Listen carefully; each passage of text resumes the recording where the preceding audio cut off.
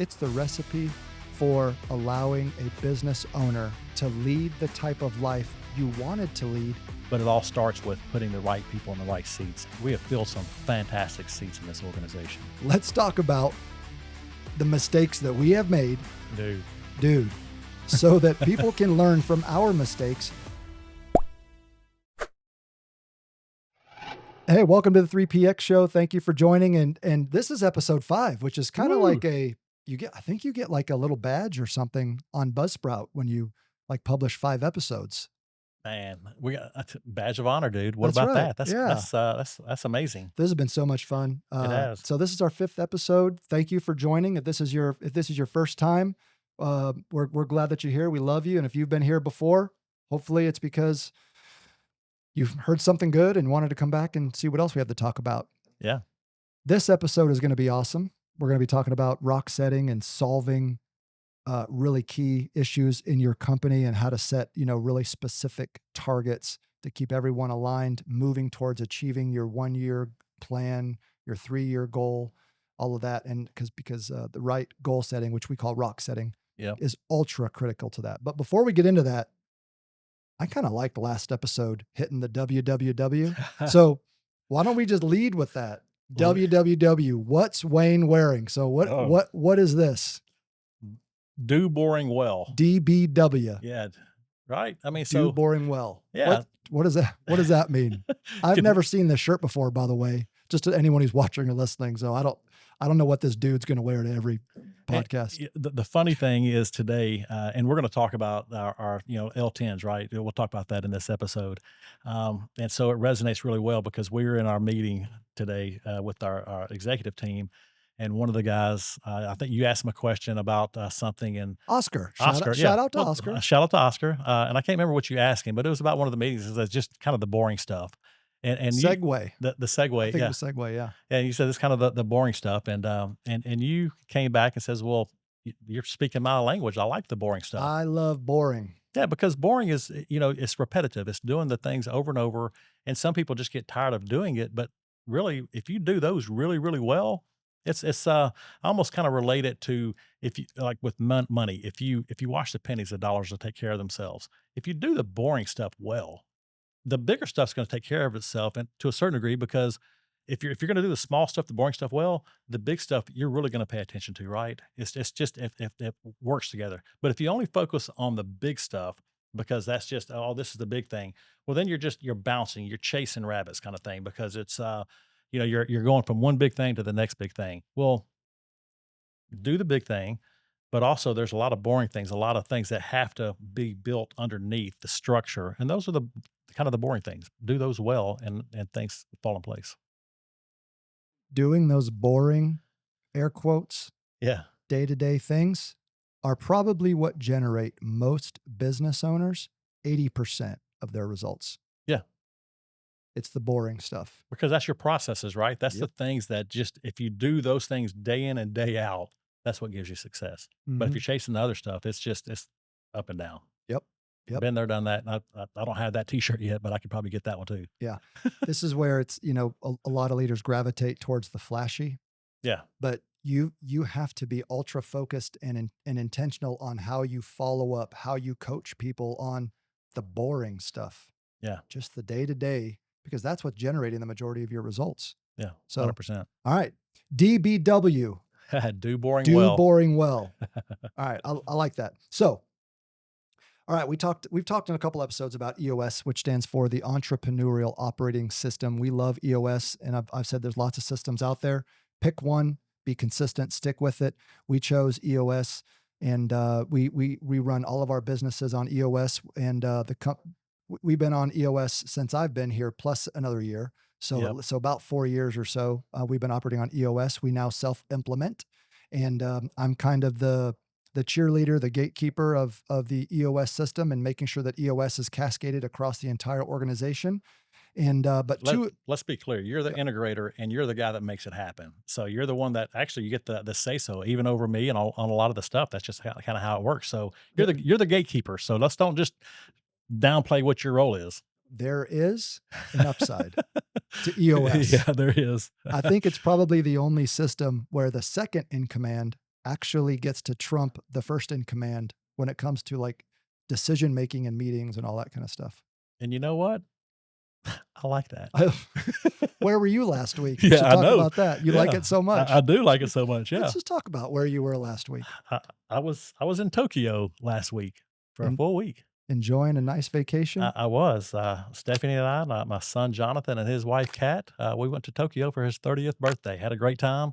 Saw some different things, ate some different foods, and spent a lot of time on an airplane going there and coming back. But it was a great time. I have seen some pictures and maybe even a video of somebody playing, like doing a little Mario Kart Tokyo Drift Dude, did you? Yeah, combination. right. That That was was awesome. so awesome. Yeah. So anyone, if you go to Tokyo, you can drive like Mario Kart through the streets, fast and Through furious. downtown, we did a 2-hour trip through downtown Tokyo, and people everywhere. Is a nighttime trip too, so you could do daytime and you can do night. We did it at night. Absolutely amazing because you go through where their Times Square of Tokyo is with the lights everywhere and doing all that. People, I mean, and you'd pull up to a light and you'd see people taking pictures of you, and you're like, well, I'm Mario Kart, I'm Mario. And, no, it's funny though, people would be waving at you, and it was just, we had a great time. It was a lot of fun. Yeah. And people watching or listening are like, what are these guys talking about? But basically what, and this isn't about you and me necessarily. It's really, it's the recipe for allowing a business owner, that visionary, to lead the type of life you wanted to lead, which is why you even became an entrepreneur in the first place. Man, you're right about that. It's so that you can ultimately be in that position where you can take a vacation and you can know that my business is okay.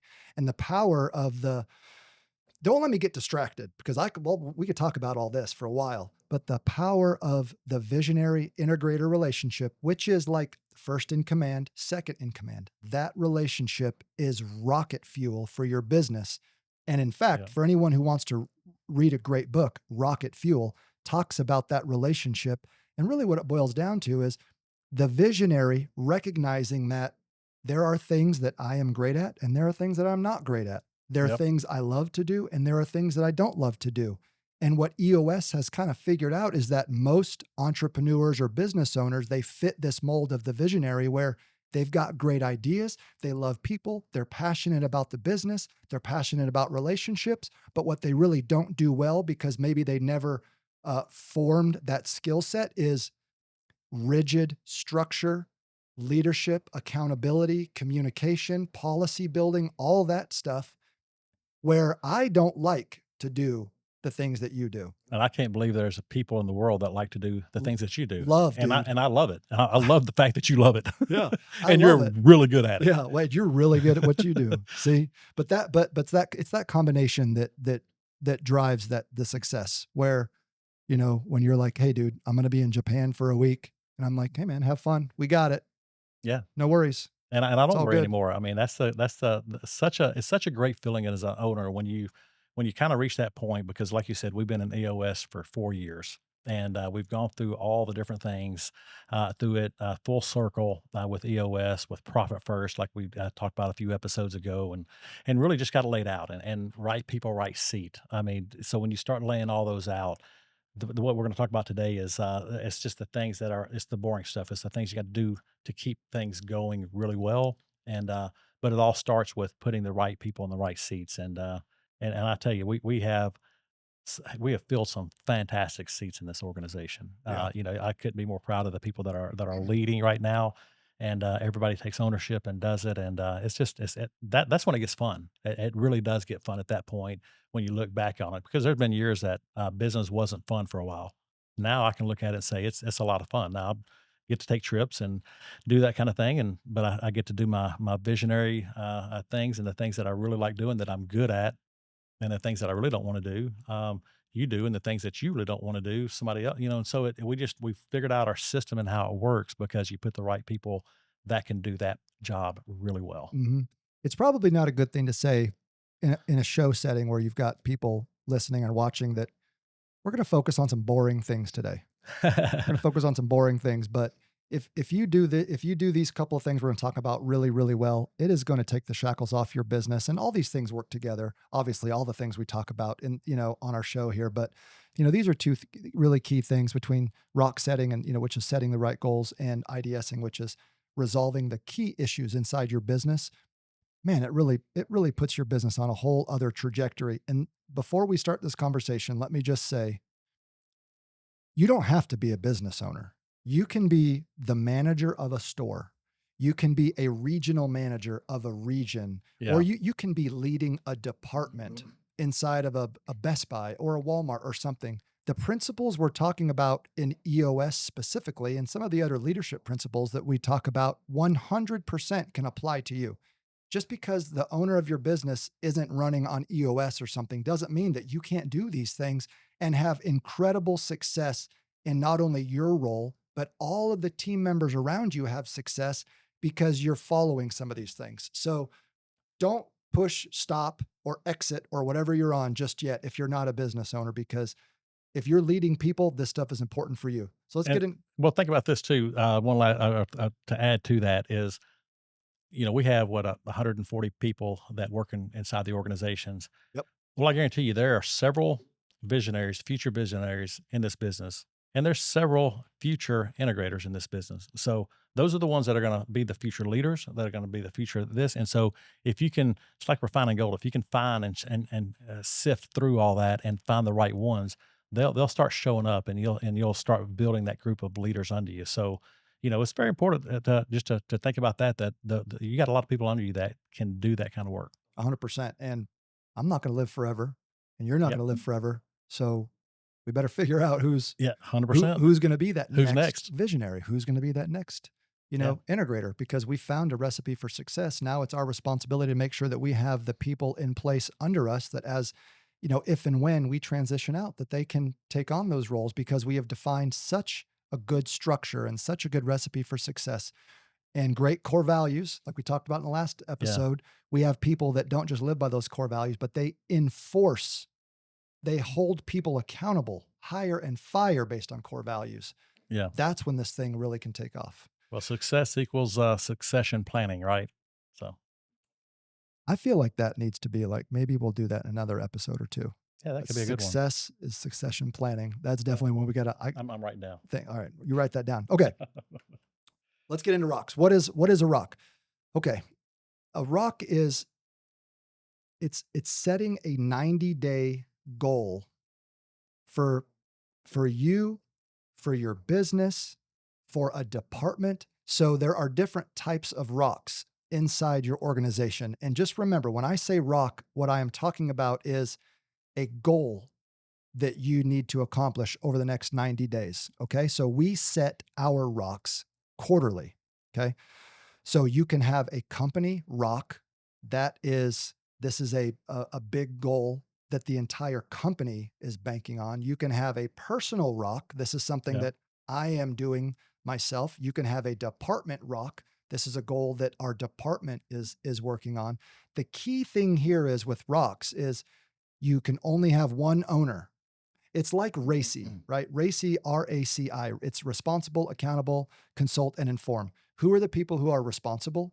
Who is the one person who is accountable for getting this done? Who do you need to consult if you have questions or issues? And if you're making a key decision, who do you need to inform? That's Hmm. RACI, RACI. So what rocks is, there can only be one person accountable for getting that rock done. So we set rocks quarterly, and every quarter in our quarterly traction meetings. We all come together and we spend probably an hour or two sometimes Yeah. talking about setting rocks. Let's talk about the mistakes that we have made, Dude. dude, so that people can learn from our mistakes. Please don't go and make your own mistakes and learn from your own mistakes. Learn from the mistakes of Wayne and Steve. I Okay. promise you. Yeah, we've made a lot. Just talk about one. We're setting rocks, and then we look back and it's like, dude, what were we thinking? Uh, right. I mean, how can you even start with one? When we first started EOS, um, you get it and you understand it. and you start setting rocks. And even with the implementer, he's just going by what you say, hey, these are really important things to us. And then you set the rocks. And with the rocks, I think the goal is to be at least 80%, right? I think Yeah, somewhere in that area. on your completion. So if as an organization or leadership team, you have 10 rocks and no one person should have more than a handful, two or three Yeah, kind of exactly. tops. That's kind of how we feel about it too. But if you got 10 rocks across your organization and your leadership team, you want to be 8 out of 10, Yeah. 80, Yeah. 80%, And right? we That's and the we goal. failed miserably several times. And there were Yes. several times, to be honest with you, that several of us took 5, 6, 7 rocks apiece. And then you're just spreading yourself thin. It's one of those, do what you do and do it well. Don't just you can't focus on all those that many rocks. So, you gotta be disciplined enough to step back and say, okay, what are the most important rocks? I know we got, say 7 rocks, so we got however many rocks, but you got to figure out which ones are the most important. And then one of the things that we learned, and yeah, I'm sure you can elaborate a lot on this right here and how we've gotten better at it, but we would set rocks as an executive team, and so say we have 3, 4, 5 rocks, however many that hey, this is what we're going to do for this quarter. We didn't do a good job communicating it to the team and letting them know what the rocks were, or they could see it. We'd have it written down. But one of the things they talk about with rocks is make sure that you write it really clear. So when you go back and Mhm. read what it says, that you understand what it says. Because there's times that we wrote rocks, and then a week or two later, I go back, I know that's my rock, but man, what was that again? Because here's a word, but I don't know what the heck that meant. And so then that it's not a rock anymore. It's not a good rock. And but what you find, the especially the bigger you get, if you don't do it the right way, each department has a leader, and that department is setting rocks for their teammates, and you want it to be like a pyramid. So when you have the very top of the pyramid, here's the company rocks. Everybody else needs to be in line of how do we build those rocks as it gets spread out between everybody. Everybody needs to be working on rocks in their departments that help accomplish and fulfill the rocks for the company. And what we found is we had small little pyramids everywhere where, hey, they're doing these rocks over here that didn't really mean anything. I mean, Mhm. they were good rocks, right? You can't say they were bad. It was important to them, but it didn't help achieve the main company rock. And that makes it tough as well to accomplish. So what we were finding is the lower departments, they were doing well at completing their rocks. And then out of our 5 or 6 rocks, we're 20, 30%, 40%. It's like, well, dang, that was terrible. And then the departments, they're crushing all their Yeah, rocks. It doesn't even roll up to not at all. be meaningful impact to the company. So I think what the key takeaway there is one of the key takeaways in what you said is when you're setting rocks, you use whatever terminology you want, setting goals, setting rocks. You ask yourself this question when you're in that leadership team or executive team meeting: what is or what are the most important things that this company has to accomplish in the next 90 days? What are the most important things we got to get done? That's where you start your rock conversation. You have to identify that. And it's not just we have to hit this revenue number because that's already documented in your 1 year plan. Yeah, What your revenue is going to be. It can't be what we're going to sell, what performance we're going to do. It's what problem are we going to fix? What milestone are we going to achieve or do? What is that thing that we have to accomplish that is going to move our company to the next level and get us closer to achieving that 3 year goal or the 10-year vision? exactly. How many rocks do we have right now for the year? Because when we set it back in January, Two, we set 2 rocks two for the company for the year. for the year, and everybody's aligned. I tell you what, to see the teams all working together to do that is absolutely amazing, and we're gonna knock the daylights out of Mhm. both of them, really good. But they were big rocks, and so you got to understand the size of the rock that you're doing as well. Yeah. Go after the difficult things. Yeah, And that'll lead us into our IDS and our resolving key issues conversation. But go after the big things. And when that's all you're focusing on, and that's what you're being held accountable to, and you mentioned our L10. So the cadence of accountability is every week when you are sitting in your leadership meeting with your team, or with your leadership team or your executive team, you have to go around the room every week and report to your team. Am I on track with my rock? Am I off track with my rock? Or is that rock done or completed? So there is pressure. And the last thing you want to be doing is spouting off 7 or 8 different things And you're off track on every one. and you're off track. Or the reverse side of that is you don't have to take a rock. Yeah. So, our VP of sales and support, Sam, um, didn't take a rock this quarter. When we said, what is the most important thing that Sam can do over the next 90 days to move our business forward? The only things that we could come up with are deliver our sales targets, keep errors down. That's it. Which is a daily, everyday job. And that is the do boring well Exactly. Do boring for well. Sam. We just need you to do that well. And if he Take care of does it. that well, that's all he's really worried about. And that's what his focus is. It just allows us to focus on other things. So the trap with rock setting or goal setting is you can tend to think that I have to take a bunch of goals or I have to make a bunch of rocks so people see that I'm busy or Yeah. people think that I'm doing something. Yeah. This is above and beyond, shout out to core values. Taking rocks is above and beyond your do boring well. This is above and beyond your day-to-day job. Yeah. Because you're trying to fix something or accomplish something that hasn't been done yet.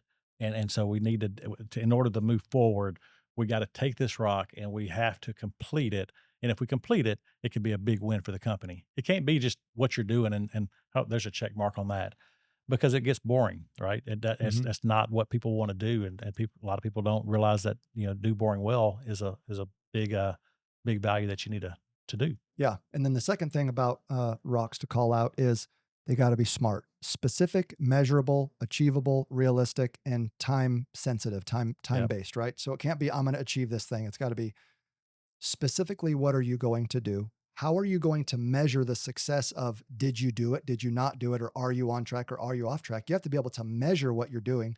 Is this rock something you can achieve in this time period? Is it relevant? That was the R, relevant. Is it actually making a difference to the business? Yeah. And then time. You're going to get this thing done in 90 days, 6 months, whatever the case is. So you've got to be setting smart rocks. And guess what? If you can't explain the smart, it's probably not a It's rock. probably not a good rock. It's probably not a good rock at Yeah, all. that's right. Now, when we're doing rock setting, this is a great kind of transition or segue into, solving company issues. But out of talking about what are the most important things that we have to accomplish as an organization, what's the most important thing I have to do in the next 90 days to move the business forward, or what the department has to do, that rock setting, that goal setting conversation, out of that comes problems. Yeah. There are things inside every business, obstacles, issues, we call them issues, that are holding you back from being the best version of yourself, or the company being the best version of itself. And solving these issues is key to moving the business forward. Yeah. If you're not having rock conversations, then you may not necessarily be digging up what are the things that are standing in our way. We have had, so we refer to this internally and also in the EOS system, we refer to this as IDSing. Yeah. So, we sit around the table for 2-3 hours IDSing. But what that means is we are solving key issues. Man, how many times have we stumbled over problems because we refuse to have an honest conversation about what the real issue is? Yeah. Bouncing back and forth and never getting to the end of it and then leaving the meeting and not, honestly not accomplishing anything. So Mhm. now we just spent hour and a half, 2 hours, 3 hours in a meeting and you walk out and at the end of the time you rate the meeting and the meeting, well, it wasn't a very good meeting because we didn't accomplish anything. And then there's those times that you accomplished a lot, got a great rating because everybody walked away fulfilled to a degree in how we're doing it. And it meant something because we accomplished stuff. That's right. Even if it wasn't your stuff, you might have not have participated in the meeting, but at least what's happening, and you see results getting taken care of and done. Yeah. And it's good conversation. And that's also a shout out to we rate all of our meetings. Yeah. You know, Patricia and Jazz gave our L10 today a 7. Everybody else was an 8. But we rate all of our meetings. The reason why it's called an L10 is because the goal at the end of the meeting is for everyone to rate it a 10. You want a level 10 meeting, Yeah. So that's also in the EOS, system to learn about those L10s. But specifically back to solving these key issues. So IDS stands for identify, discuss, and solve. Those 3 letters, identify means identify the root cause. And that's what you were really alluding to a minute ago, dude. And we're not perfect, man. By any means.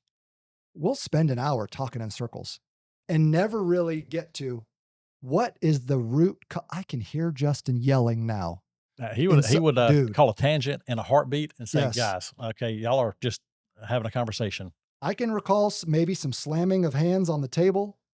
Yeah, But Justin, hollering tangent.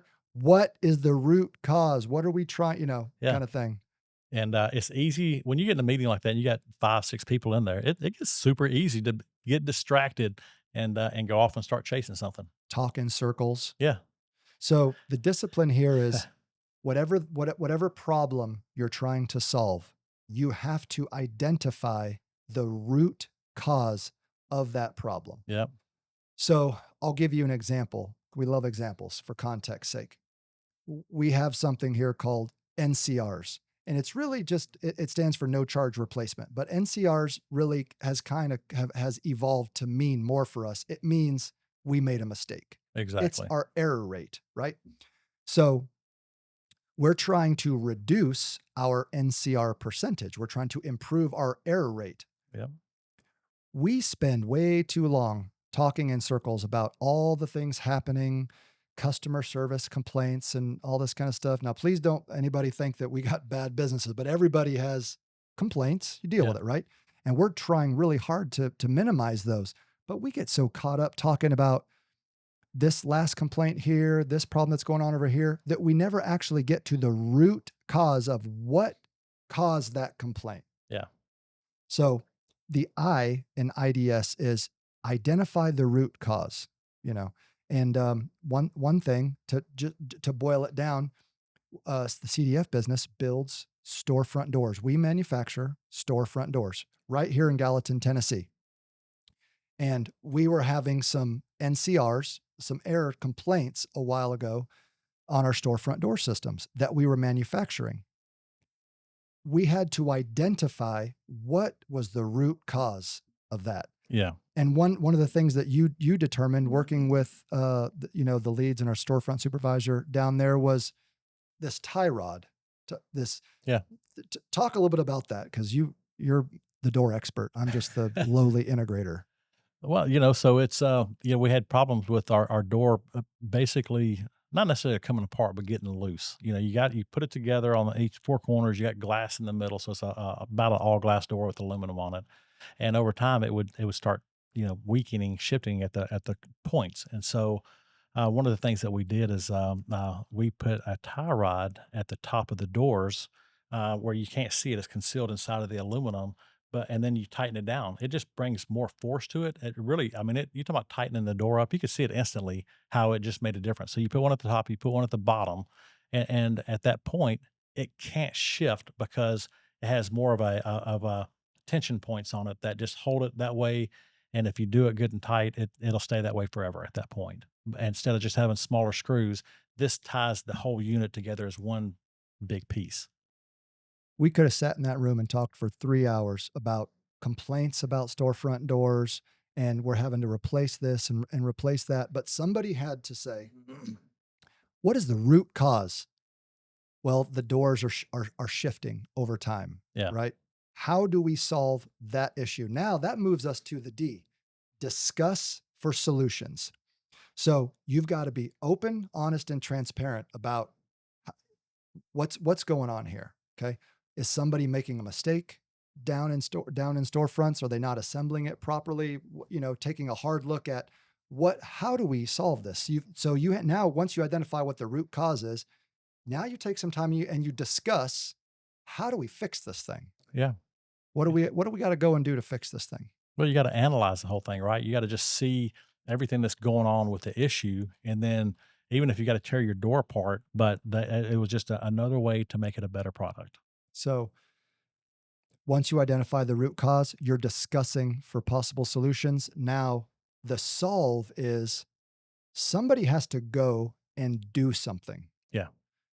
How many times I've been a part of a lot of these meetings, none recently and really none here, but how many times have we been a part of meetings where you spend all the time talking about a problem, then you spend all this time talking about, man, what can we do to solve it? But no one walks out of the room truly accountable for what are you going to do when you leave this room to solve this problem? And then how are we going to hold you accountable for doing that thing to make sure that it's done when you come back? Yeah. Just waste all that time. Yeah, all that time. Another one that we had on storefronts again is packaging. We would, Yeah. we had flimsy cardboard packages. We put these things in, and then we'd stack them on top. We'd strap them down. We were probably breaking glass, and you couldn't see it because it's in the flimsy cardboard, and didn't really put spacers in between it. And when we started dissecting it, it's like, hey, let's do it a different way right now, and maybe we get some boxes for them. But let's start putting 4-inch spacers. Get rid of those cardboard boxes. Let's leave them more exposed, so when the trucking company see them, they see glass, so that they're not going to set anything on top of them. We started doing it. We started doing it really well, and actually, it looked good. That we didn't even have to go with the big cardboard boxes, because this just set us up to where we were laying it out well. We put all the hardware on for the customer, so we added some value to the product without charging any more, and just said, "Hey, you know what? Let's go ahead and put the hardware on now. Let's make it to where when the customer gets it, now they get a really good product from us. How can we make our system better?" And that's the whole game that you do when you're in business is you can sell a product, but everybody can sell a product. How can you differentiate yourself from your competition? And part of it is the service that you give, and part of it is the quality that you give. If you do both of them really well, then it makes all the difference in the world. People will start coming back to you. But you learn from your mistakes. And so got to plug CDF now. Shout out to Yeah. cdfdoors.com. CDF delivers pre-installed glass in the storefront doors, and most of the hardware is all pre-installed, ready to go for the customer Yeah, to 100%. install. And that's something that we've really done to differentiate ourselves. But there's a lot of finger pointing that happens. Mhm. What could have happened, this didn't, but what could have happened is operations could have said, well, the reason why they're breaking glass is because the carrier is damaging it. And the carrier's saying the reason why the glass is breaking is because the customer's not taking care of it, or they're unloading it wrong and all that. And it was hidden damage because the way we were packaging, you don't realize the glass is broken until you open it. So you don't know who did what. So we had to have that honest conversation with ourselves to say, what can we do differently to prevent this? And then when we walked out of that room, it's one person who owns it. So you take that action step, which comes Yeah. out of solve, take that action step, and then you create a to do. If you go and do this thing, will this solve the issue? Right. And if the answer is yes, then we document that to do. You're going to go and do this thing. And then the next week in our L10, we follow up. Did you do this thing? And you tell us, is it done or not? Sometimes those to dos take longer than a week, Yeah. and you move the date out, right? But that is closing the loop on solving the key issues in the business. Really have the honest discussion of what problems are we having, identify the root cause of that problem, discuss all the different ways we can solve it, align on what the solution is, and then take clear action steps on who is going to take that to do away and be accountable for solving that issue. Yeah. That's it. It Eh, sounds like rocket science, like there is no real, it's not. It's very It's easy. do boring well. Yeah. And since we've made that change in how we package, I guarantee you within this past 6 to 9 months, we haven't had one piece of broken glass, Mhm.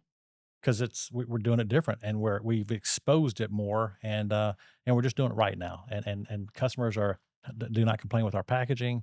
They like what they're getting, and we're doing a better job. When you first start doing this, how many issues do you think we had? Oh All gosh. you can remember It was a list, dude. looking in on the website, right? Now we use 90.io for Yeah. our as our EOS system. I love 90, Yeah. right? But and before I think we used Bloom or Yeah. something like that. But now we're over using 90. Love 90.io. If you want to use it, if you need a digital system to help you implement and manage your EOS, 90.io is great. Yeah. Um, pay, guess how many issues do you think we had? Documented problems. Now we're a growing company. At this point, even just 2 years ago, we're growing fast. Now, after that, within a couple of years ago, we're very profitable. All the businesses now are very profitable. You would think, oh, dude, you guys probably only got one or two key issues, right? How many issues do you remember, do you think, being on that issues list?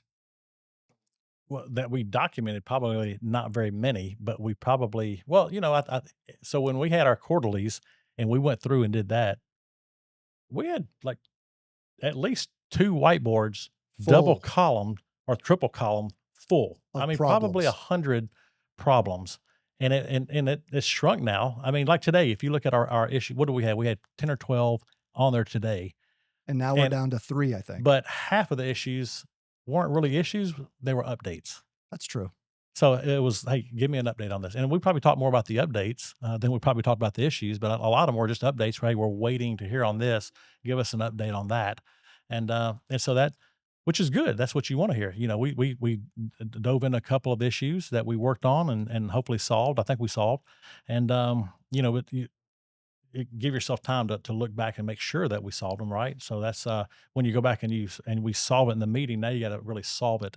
Here's the solution, now you gotta go out and implement it. But, that's, an important part of it too. But, gosh, man, we had easily 100, issues or And that's problems. why I'm calling this out.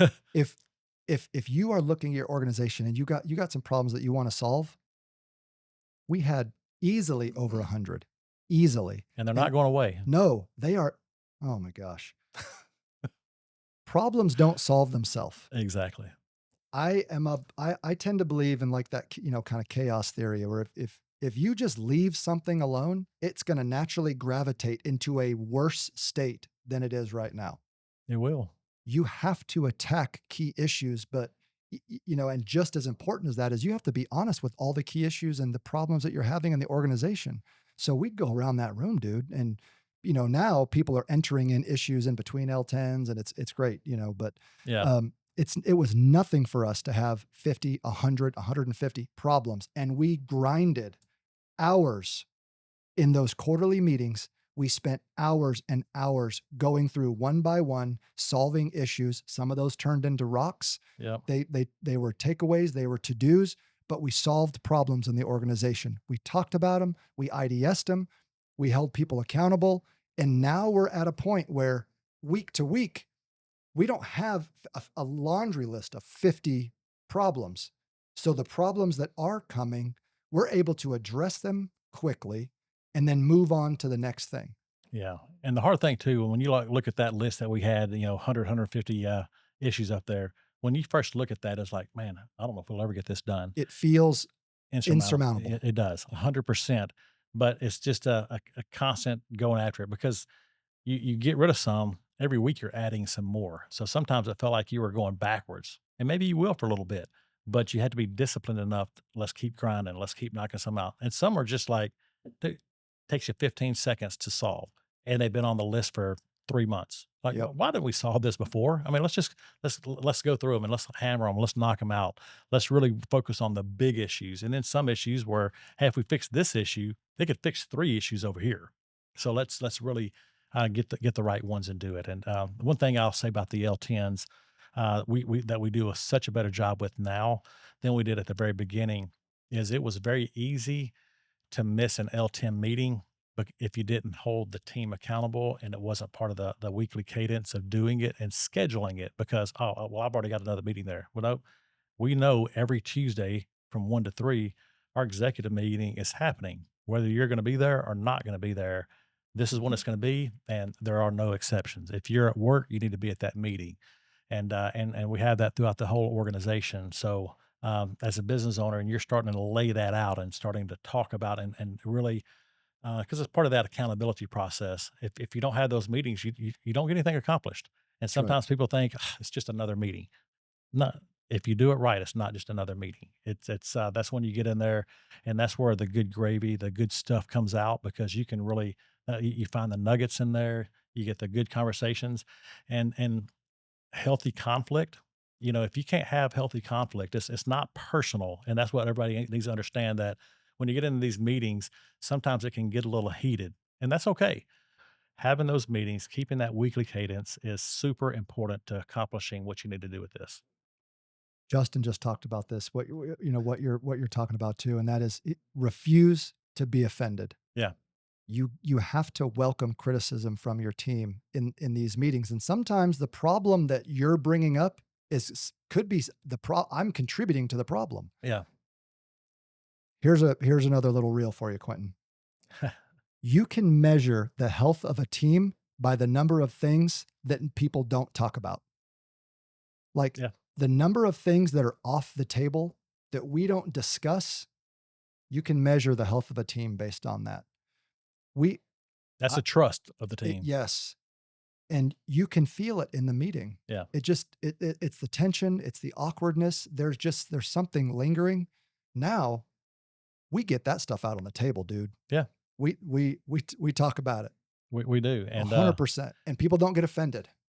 but it's also having the right people in the right seats that don't get offended by something like that too. That you know, because some people can take it very offensively and really get just and get very defensive, and that's what you got to break those barriers, and you got to get that out of the way to where you can have an open, honest, and transparent conversation. End of the day, what we want to do is we want to solve problems. If you're not taking care of your part of the problems, then that's just going to create more problems. So how number one is not finger pointing. It's just, hey, how can we help you? How Right. can we help you do this? It's not that you're doing a bad job or you're not that doing this or that. Do you understand it? And then how can we help you? How can we come beside that person? It doesn't mean that they're incapable or can't do it. They may be really strong in some areas, and maybe it's the wrong rock form, or maybe it's the wrong IDS part of it that their issue that they're taking on. And so it's not about that. It's just being honest about it, talking about it, or coming up and saying, "Hey guys, I know I got this rock or I've got this, but man, I'm struggling with it. Help me understand a little bit better and how to do it." Or how about, "I got a problem and I don't know how to solve it. Can 100%. someone please help me?" And there's Don't nothing at hide all it. wrong with that. Oh, You I you welcome that. oh, man. I have so much respect, just like you said, earlier. I don't remember if it was this episode or they're all running together now, but you're like, "I really respected and appreciated someone that came to me and said, 'Man, this ain't the role for me. Yeah, I need to do something else.'" I respect and appreciate someone who is vulnerable enough to say, "Hey, team, I got an issue and I'm struggling to solve it. Can we talk about it? Look, can you guys help me? Let's IDS this thing." That is not a demonstration of weakness. That is a demonstration of strength, yeah, trust, and vulnerability.